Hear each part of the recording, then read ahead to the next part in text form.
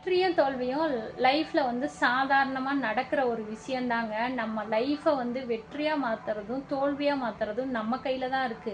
ஆனா நம்ம சொல்றோம், நம்ம யாருக்கும் எந்த துரோகமும் பண்ணவே இல்லை, ஏன் தான் கடவுள் என்னை இப்படி சோதிக்கிறாருன்னு தெரியல அப்படின்னு சொல்லுவாங்க. அதுக்கு என்ன காரணம்னா, நம்ம முன் ஜென்மத்துல வந்து நிறைய பாவம் செஞ்சிருக்கலாம், அது வந்து இப்ப தாக்கலாம். எல்லாருமே சொல்ற டைலாக் என்னன்னு பாத்தீங்கன்னா, நான் இந்த ஜென்மத்துல யாருக்குமே எந்த துரோகமும் பண்ணவே இல்லையே, நான் என்ன தப்பு பண்ணணும், ஏன் எனக்கு இப்படி ஒரு கர்ம காரியம்லாம் நடக்குது அப்படின்னு சொல்லி தான் எல்லாருமே சொல்லுவாங்க.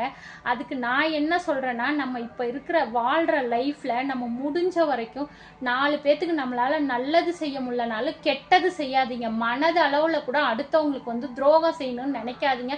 அது தப்பு. தப்பான வழியில போகாதீங்க. நேர்மையா என்னைக்குமே பொய் சொல்லாதீங்க, திருடாதீங்க. நேர்மையா வந்து எதை செஞ்சாலும் செய்யுங்க. உங்களுக்கு கண்டிப்பா நல்லதே நடக்குங்க. ஓகே, பாய்.